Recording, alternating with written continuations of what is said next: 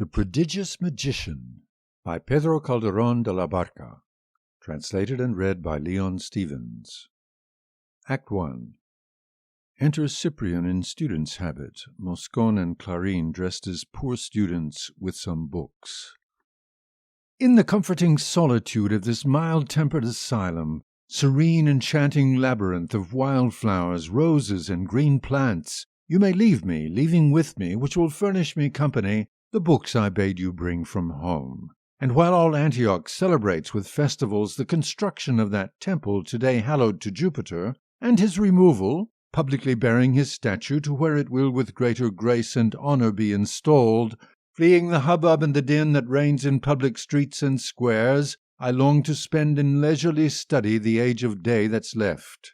Go ye both on to Antioch, delight in her festivities, and return for me to this place when the setting sun commenceth to be sepulchred in the waves, which amongst brown and darkening clouds are monuments of silver to that enormous corpse of gold. Here you shall find me. I cannot, spite of my strong desire to see those festivals, leave off saying, before I go to see them, my lord, at least 4,000 or 5,000 words.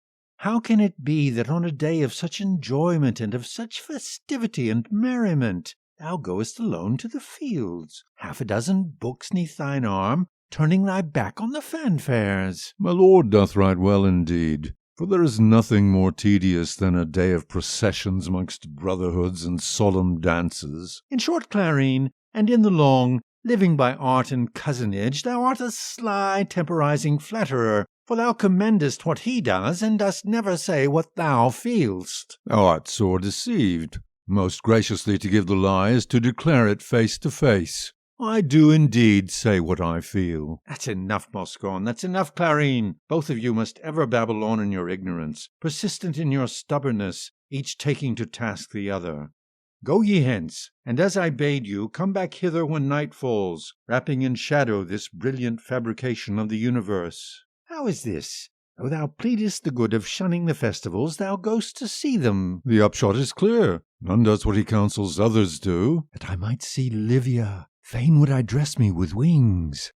Exit. Although, truth to tell, 'tis Livia who holds my senses in thrall, since thou art more than halfway mine. Come lightly, Livia, lively Livia.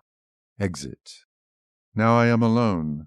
Now I may, if my genius so far reacheth, weigh this question, which hath my soul held suspended since in Pliny I read his definition of God in mysterious language.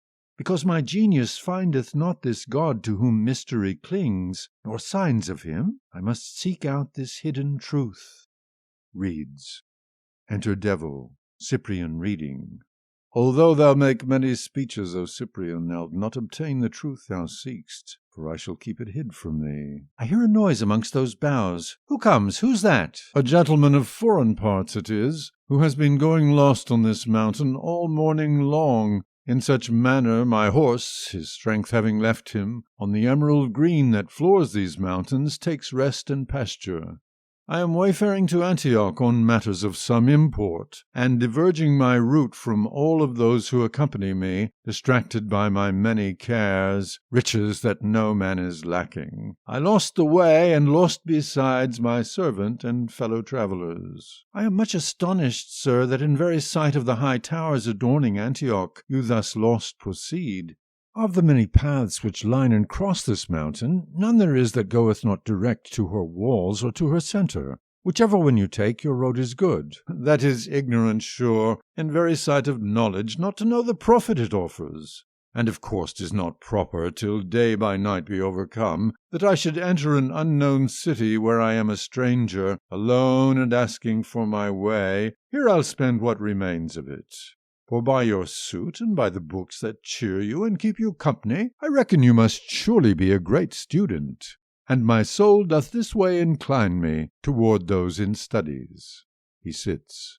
Have you studied? No, but I know what doth suffice me to ward off ignorance. Nay then, what science do you know? Many. While in the long study of one a man may never truly know, You, sir, what vanity is this, never having studied, know many? Yes, for I am from a country where the loftiest sciences are learnt without study. Oh, who would not fain be from that country? For here the more a man studies, the less he knoweth. Such a truth is this, that sans having studied, the great arrogance possessed me of competing for the morning lecturer's chair. I thought to speed, for many votes were promised me. And though I lost it, I'm content with having attempted it, for there are losses come served with praise. If you choose not to believe it, say what you study, and proceed with your argument.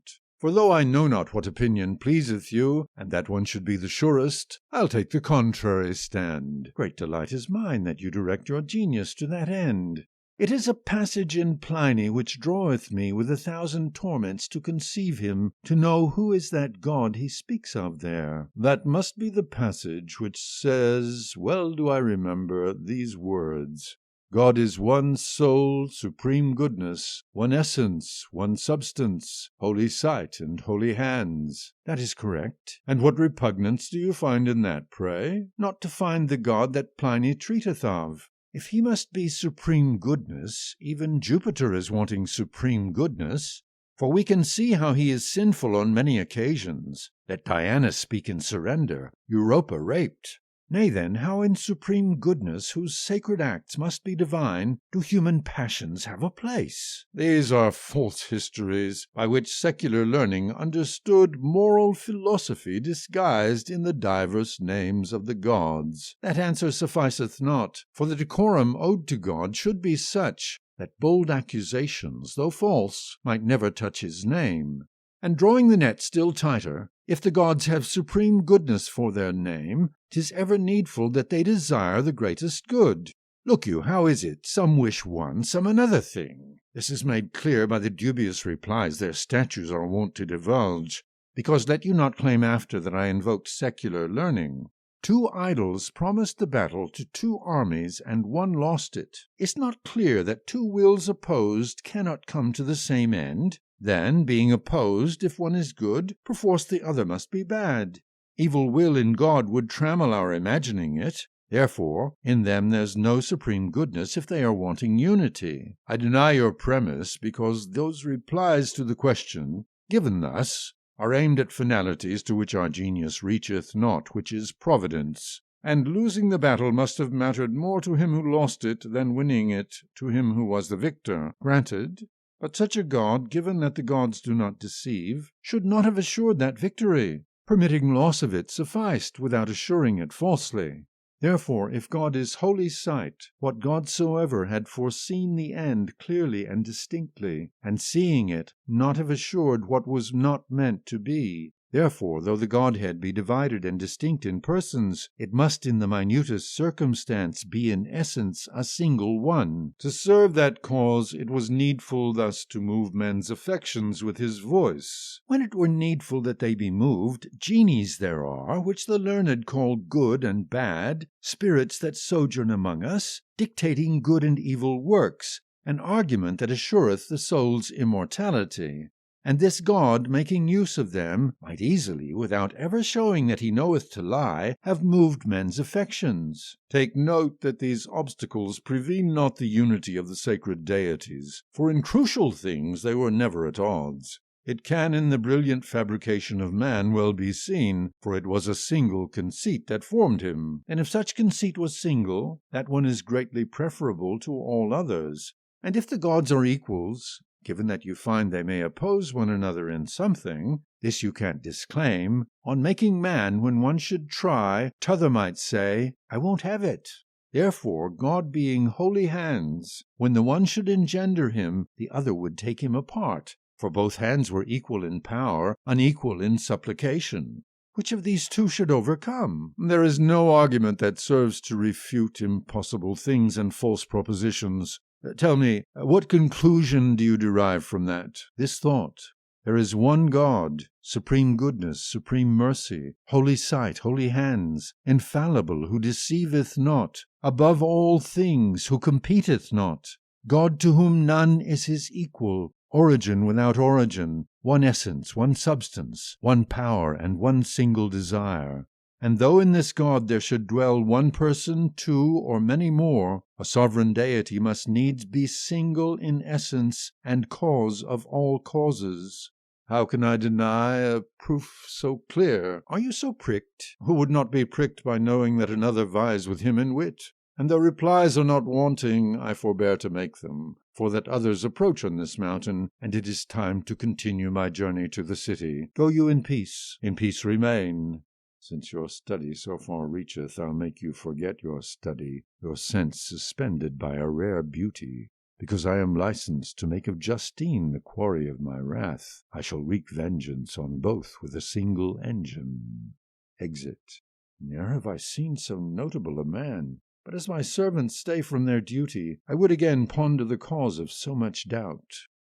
Enter Lelio and Floro. Let us continue no farther, for these boulders, these intertwined branches which to the sun himself forbid entry, alone may bear witness to our duel. Draw your sword, for here must actions give substance to what were merely hollow words. Yea, I know that upon the field mute tongues of steel are wont to speak in this bold manner.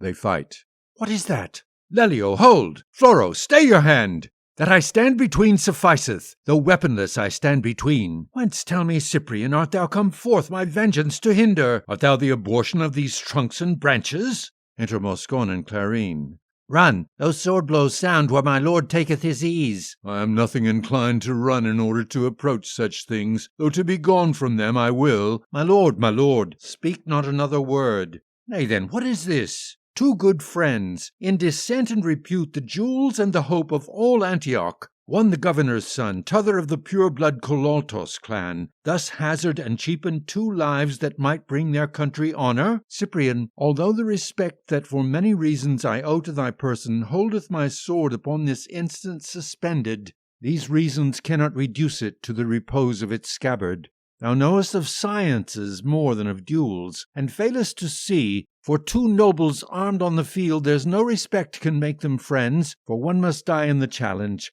It is the only remedy. The same say I. And so, prithee, go thou forward with thy servants, for thou shalt leave us contending without treason or advantage. Though it appears to you that I am ignorant by profession of the sundry laws of duelling, study of the bold and haughty, you are deceived. For I was born to obligations equal yours, to know what's honour, what's infamy. Nor are my spirits craven by devotion to my studies. Arms and letters have oft joined hands. If having sallied to the field be the condition of quarrel, by having once given quarrel that calumny has been redeemed, and therefore may you freely speak the cause of this deadly conflict. And if I, having heard it all, recognize in what you tell me that either of ye two hath grounds to claim satisfaction, I give you my word, I'll leave you alone. Nay then, given this condition, that when thou knowest the reason thou wilt leave us to do battle, I proffer me to relate it. I love and prize a certain lady, and Floro too loves this lady. Look how thou mightst reconcile the two of us, for there's no plan by which two jealous noblemen will relinquish their pretensions. I desire this lady, and desire the sun himself be not so bold as look on her. And since there's no middle ground here, and thy word thou hast given to let us fight, stand thou aside. Wait, for there's more to know. Is this lady a lady of whom some hope may be held, or one who holdeth out no hope? She is so high-born, so noble, that if the sun have caused Floro jealousy, yet he cannot be jealous of him with due motive, for I affirm the sun himself's not so bold as look upon her. Wouldst thou then be wedded with her? Therein lies all my confidence. And thou? May it please the heavens I obtain to such happiness. For though she is exceeding poor, for dowry her virtue doth serve. Then if to be wedded with her you both aspire, is not a vain and guilty, nay, unworthy act, first to wish her honour sullied? What will the world say if either of the two be wedded with her after he hath killed the other for her? For although there may be no grounds to say so without grounds will be sufficient. I say not that you should suffer yourselves to serve and court her both at once, for I desire not that from my offices such base contract arise. Yea, the gallant who at the first should entertain the danger of his jealousy will entertain his infamy thereafter. But I say, confirm which of you is to her pleasure, and when you know, stop, say no more. It would be base and cowardly that we should have the ladies say which of us the lady chooseth, for she must needs choose or me or Floro. If me, she worsens the quandary wherein I am mired, for it becomes another quandary when there's one loves her who loves me. If she chooseth Floro, greater is the rage that she whom I love loves another, and 'tis little to the matter that she should say, because in either circumstance we are forced to appeal her judgment and again take up our swords, the loved one for his honour's sake, and the other for his revenge. I admit that this opinion is accepted in general, but only of looser ladies whose business is to pick and spurn. So I mean today to ask her father for her hand. And as it sufficeth me, having sallied to the field, to have drawn my sword, all the more because there is one for whom the quarrel is burdensome, with ample satisfaction I return it, Lelio, to its sheath. In part thy pleading hath swayed me, and though I might examine it, rather would I adopt it mine, be it true or false. Today shall I ask her father for her hand, knowing that the lady hazards nothing if you both should serve her, now that you both have affirmed her virtue and her constancy. Advertise me who she is. For I, given I command so much trust in the city, for the two of ye would proffer me to speak with her, that she be of this forewarned when her father treats of the case. Thou sayest well. Who is she? Justine, Lysander's daughter. At her name have I understood how little were the praises that you gave her. She is virtuous and noble. I'll go to visit her anon. O heaven, sway in my favour her ever ungrateful spirit. Exit. O award, love, the laurel crown to my good hopes that I be named. Exit. Oh, may it please heaven to stand opposed to scandals and mishaps. Exit.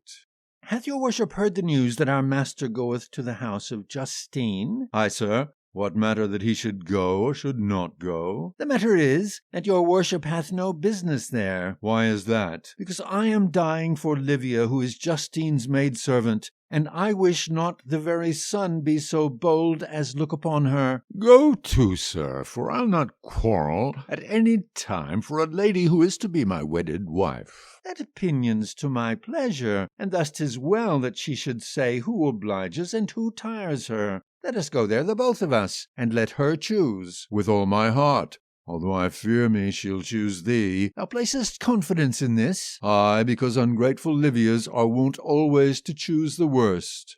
Exeunt. Enter Justine and Lysander.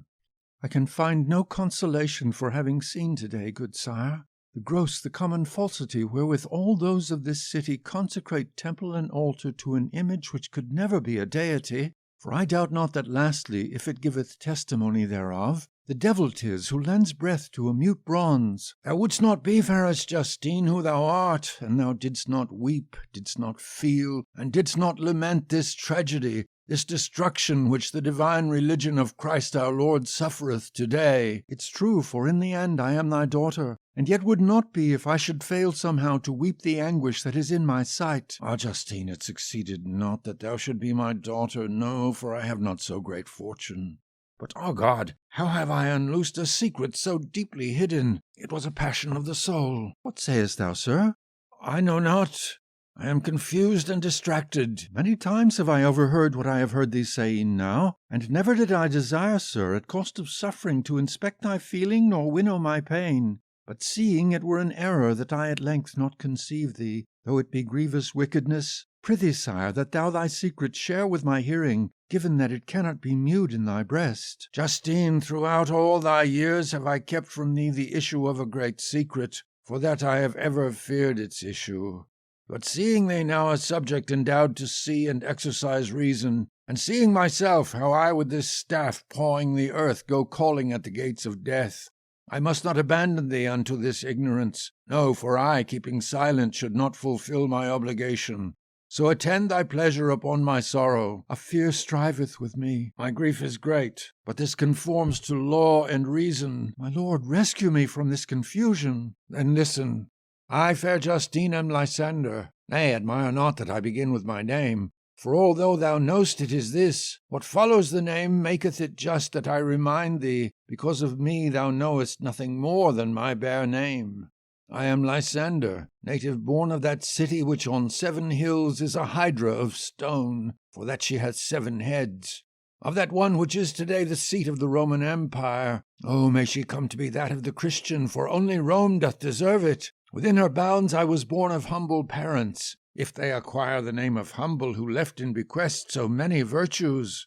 Both were born Christians, fortunate offspring of some who with their blood happily endorsed the travails of life with the triumphs of death. I in the Christian religion was reared, instructed in such kind that in its defence I will give my life 1 and 1,000 times. I was young when our prudent Pope Alexander secretly wrought Rome, who ruled the Apostolic See, having not where he might hold it.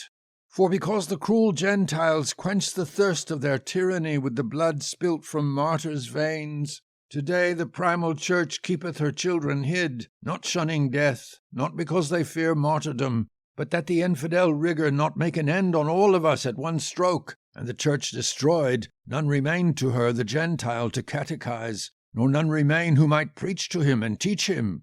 To Rome then came Alexander, and going clandestine to see him, I received his benediction, and from his merciful hand all of the orders whose dignity the angels envy, for man alone deserveth them. Alexander commended me then to leave for Antioch, to preach Christ's law in secret. Obedient, pilgriming on at the mercy of such varied people, I came to Antioch. And when from those lofty mountains her gilded spires I at last descried, the sun hid his face from sight, and bearing with him the day, to keep me company he left me the stars in his place, as if in surety that soon he would return to see me. With the sun I lost my road, and wandering sadly about the mountain's intricate terrain, found me at a hidden shelter where so many vibrant torches now did not let their rays be seen, for confusedly what had been green leaves acted as sombre clouds. Here resolved to bide my time till the sun should again light the world, giving to imagination the jurisdiction that is hers. Speaking with solitude, I shaped 1,000 different arguments. I was in this sort musing then, when the ill-compounded echo of a gentle sigh half turns back to its master. I retracted all my senses drawn together to my hearing, and again heard more distinct that most weakest breath, mute language of the sick at heart, who with naught else commune their pain. The moan was a woman's, whose breath the voice of a man succeeded, who in stifled voice spoke in this kind: First stain on the noblest blood, die at my hands, before thou come to die at the vile hangman's hands. The unhappy woman replied in half-formed, briefly spoken words, Give then thy pity to thy blood, sith for me thou hast no pity.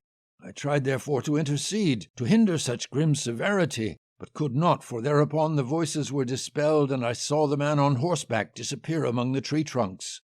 The voice was a magnet to my compassion, which now babbling and faint did say, by times a moaning and weeping, I die a martyr, for truly I die both Christian and guiltless. And tracing the bearing of that voice, I came briefly where a woman, who scarce let herself be seen, there fiercely was struggling with death.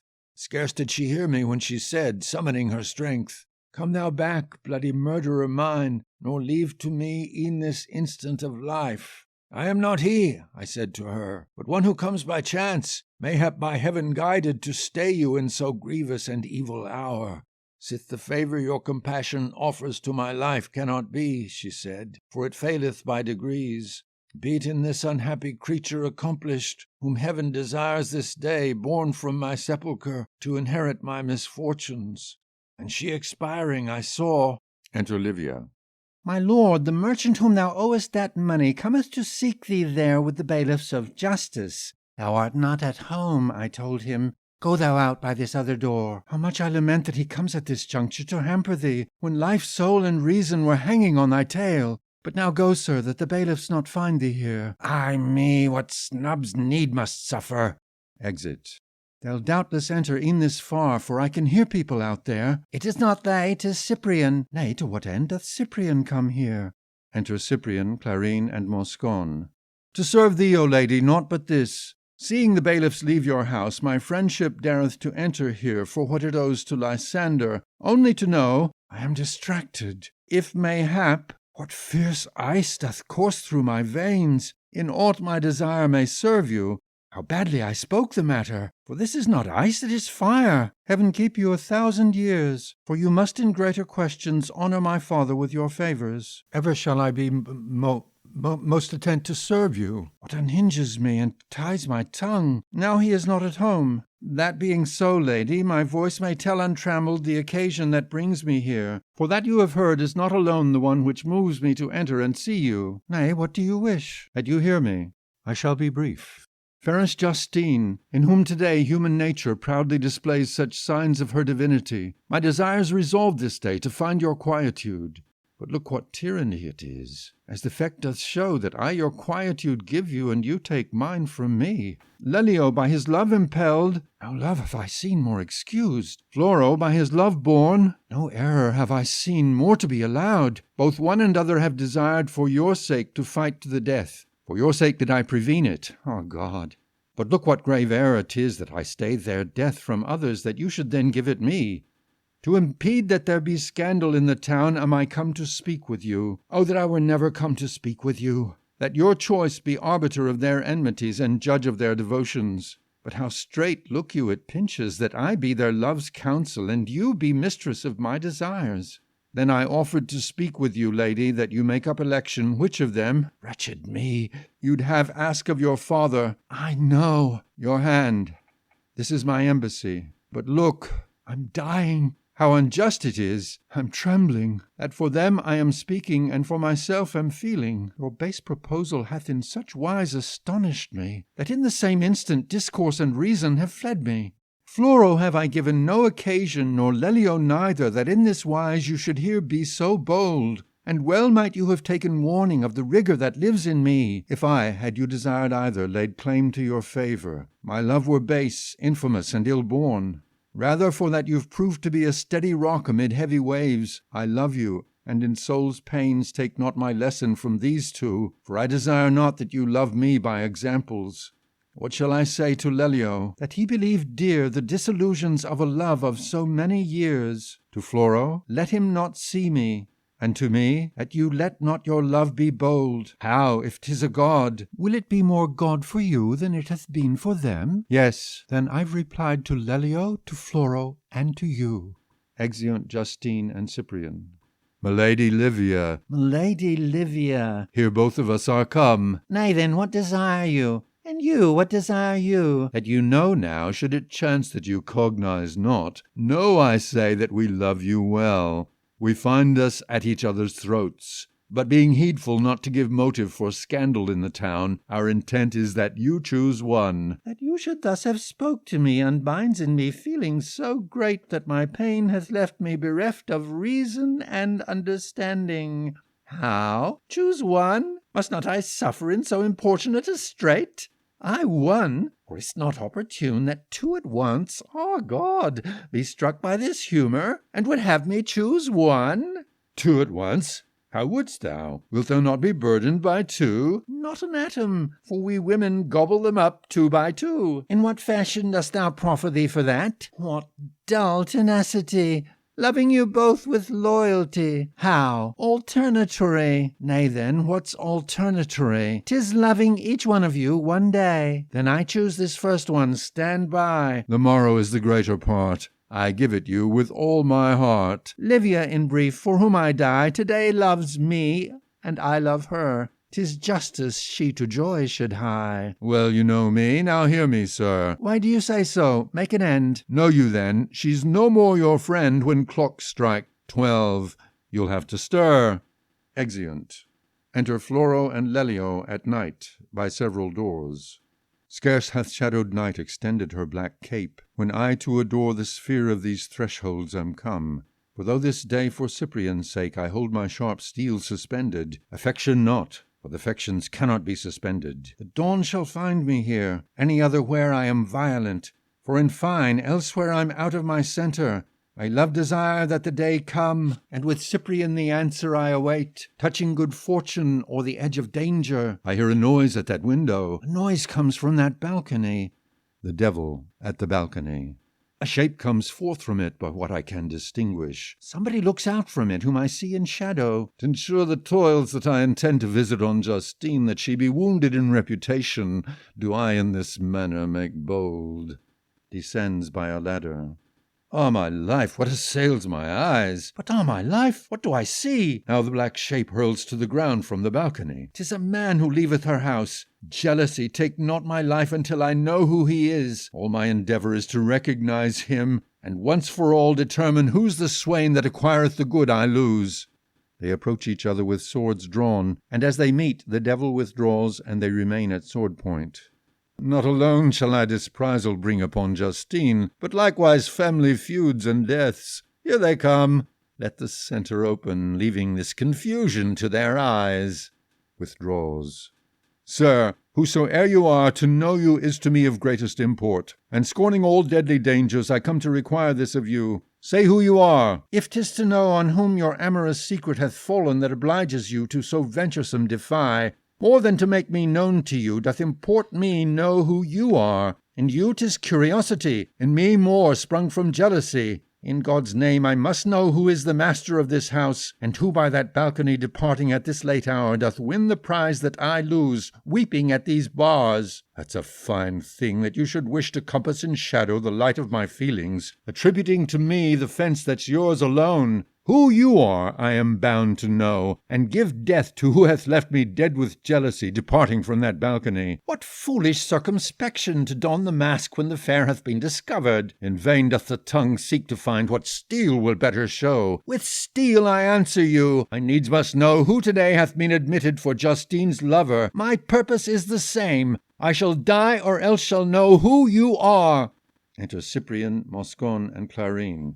Halt you, sirs. If thereto you may be obliged by my coming at this instant, nothing can oblige me to leave the end I have purposed. Floro? Aye, for with sword in hand, never shall I deny my name. I stand at thy side. Death to who offends thee. Both you shall give me less to fear than he alone gave me. Lelio? Aye. I stand no more at thy side, for I am forced to stand between. What is this? Twice in the same day must I give you composition. This will be the last, for our wills now are composed.